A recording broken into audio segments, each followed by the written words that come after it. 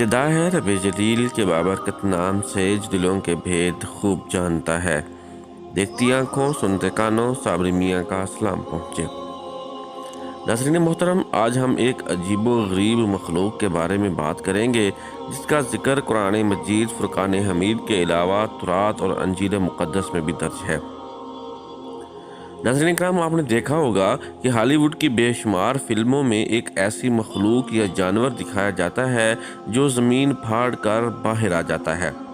وہ جانور اس قدر قوی ہیکل اور طاقتور ہوتا ہے کہ پتھریلی سخت زمین اس کی بے پناہ طاقت کے سامنے ریت سے بھی کمزور ثابت ہوتی ہے۔ زمین سے باہر نکل کر وہ تباہی و بربادی پھیلانے لگتا ہے۔ انسانوں کو تنکوں کی مانند اٹھا اٹھا کر پھینکتا ہے۔ بڑی بڑی عمارتیں اس کے آگے ریت سے بنے گروندوں سے زیادہ اہمیت نہیں رکھتی۔ انسان اس پر قابو پانے یا اسے ہلاک کرنے کی تدابیر آزماتے ہیں لیکن ناکام رہتے ہیں۔ ہالی ووڈ کے تقریباً سبھی فلم ساز اور ڈائریکٹر یہودی ہیں۔ یہ اپنی اس قسم کی فلموں میں ایک پیغام دینے کی کوشش کرتے ہیں کہ اگر اس طرح کی کوئی مخلوق زمین سے باہر آ جاتی ہے جس کا مقابلہ انسانوں کو کرنا پڑ جائے تو وہ کس طرح اس سے نبرد آزما ہو سکتے ہیں۔ یہودی قوم کٹر قسم کی مذہبی قوم ہے۔ یہ قوم اپنی الہامی کتاب تورات کے بعد آنے والی الہامی کتابوں بائبل مقدس اور قرآن کریم پر بھی بے حد یقین رکھتے ہیں، حتیٰ کہ نبی کریم صلی اللہ علیہ وآلہ وسلم کی احادیث مبارکہ کو بھی بہت اہمیت دیتے ہیں۔ یہودی فلم ساز جس جانور کی کہانی اپنی فلموں میں دکھاتے ہیں اس کا ذکر تورات کے علاوہ انجیل مقدس کے باب نمبر 31 میں بھی درج ہے، جسے زمین کا جانور کے نام سے پکارا گیا ہے۔ دابا، ایسا چوپایا جو زمین پر رینگ رینگ کر چلتا ہو، اس کا قرآن پاک میں ذکر اس طرح ملتا ہے کہ اور جب ان کے بارے میں عذاب کا وعدہ پورا ہو گیا تو ہم ان کے لیے زمین میں سے ایک جانور نکالیں گے جو ان سے باتیں کرے گا، اس لیے کہ لوگ ہماری آیتوں پر ایمان نہیں لاتے۔ اسلام میں بھی اس جانور کو زمین کے جانور یعنی دابۃ الارض کے نام سے یاد کیا گیا ہے۔ اس جانور کا زمین سے خروج قیامت کی اہم ترین نشانی ہے۔ یہ قیامت کے انتہائی قریب کے زمانے میں خروج کرے گا۔ حدیث مبارکہ کی روشنی میں یہ چوپایا انتہائی عظیم الجثہ ہوگا۔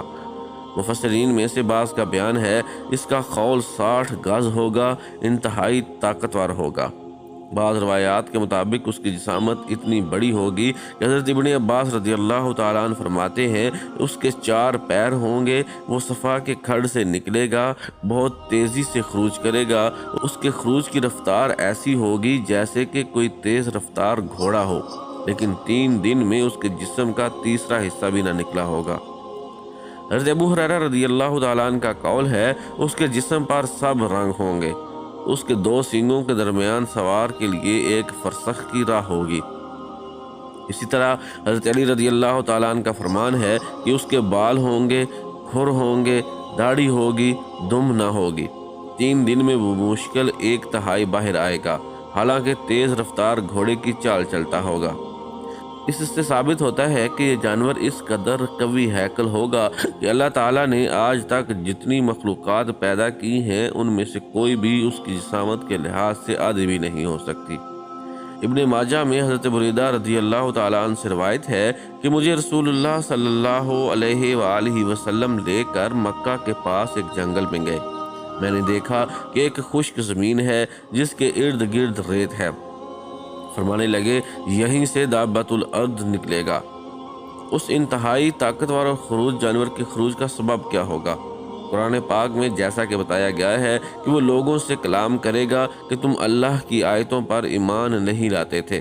قرآن پاک کی اس آیت اور احادیث سے جو بات سامنے آتی ہے وہ یہ ہے کہ اس زمانے میں لوگ گمراہی اور ضلالت میں اس قدر غرق ہو چکے ہوں گے کہ سچ جھوٹ کی پہچان ناممکن ہو چکی ہوگی۔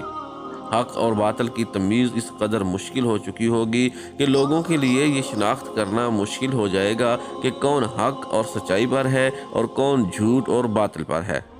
حق باطل لگنے لگے گا اور باطل حق پر محسوس ہوتا ہوگا۔ اگر دیکھا جائے تو کچھ ایسی ہی قسم کی صورتحال اس وقت بھی ہے کہ اب علم ہی نہیں ہوتا کہ نیک کون ہے اور برا کون ہے۔ جہالت اور گمراہی کی وجہ سے لوگ برے کو احترام دیں گے، اچھے کو ذلیل کریں گے۔ بت پرست کافر، مشرک اور فاسق و فاجر راہ حق پر لگیں گے، جبکہ اہل ایمان کافر و مشرک سمجھے جائیں گے۔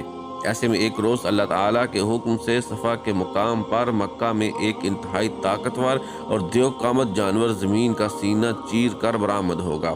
اس کی چیخ و پکار، دھاڑ اور چنگاڑ بھی اس کی مانند بے حد دہشت ناک ہوگی، جس کو سن کر لوگوں کے کلیجے منہ کو آنے لگیں گے۔ وہ انتہائی تیز رفتاری سے پوری دنیا کا چکر لگائے گا۔ وہ بالکل انسانوں کے انداز میں گفتگو کرے گا۔ یقیناً اس دور میں بھی آج کے زمانے کے انسانوں کی طرح اسلحہ ہتھیار ہوں گے، اور وہ اس جانور پر قابو پانے یا اسے ختم کرنے کی بھی کوشش کریں گے، لیکن اس کی بے پناہ طاقت اور دہشت کے سامنے بے بس ہو جائیں گے۔ اس دور میں جب لوگوں کے لیے نیک و بد اور خدا کے نافرمان اور فرمانبردار کی پہچان مشکل ہو جائے گی، وہ چوپایا سب کی الگ الگ پہچان کرا دے گا۔ کافر اور اہل ایمان ایک دوسرے کے چہرے کو آسانی سے پہچان لیں گے۔ اس سے پہلے سورج کے مغرب سے طلوع ہونے کا واقعہ رونما ہو چکا ہوگا، جس کی وجہ سے توبہ کا دروازہ بھی بند ہو چکا ہوگا۔ چنانچہ جو کافر ہوگا اس کے لیے معافی کا وقت ختم ہو جائے گا، اور جو مومن اور اہل ایمان ہوگا وہ ہدایت کے راستے سے اپنی موت تک نہیں بھٹکے گا۔ اس جانور کے خروج کے ساتھ ہی علم اٹھ جائے گا، حکمت جل جائے گی۔ وہ روئے زمین کے ہر ایک انسان کے چہرے پر ایک ایک نشان لگاتا چلا جائے گا۔ نشان لگانے کے لیے اس کے پاس دو اشیاء ہوں گی، ایک حضرت موسیٰ علیہ السلام کا عصا یعنی لاٹھی، اور دوسری حضرت سلیمان علیہ السلام کی انگوٹھی۔ کافر کے چہرے پر انگوٹھی سے نشان لگائے گا تو اس کے چہرے پر سیاہی لگ جائے گی، جو پورے جسم پر پھیل کر اسے سیاہ کر دے گی۔ مومن کے چہرے پر عصائے موسوی پھیرے گا تو اس کا چہرہ نور سے روشن ہو جائے گا۔ لوگ ایک دوسرے کو اس کے نام کی بجائے اے کافر اور اے مومن کہہ کر مخاطب کریں گے۔ خدابا اپنی زبان سے لوگوں کو جنت کی خوشخبری اور دوزخ کی بدخبری دے گا۔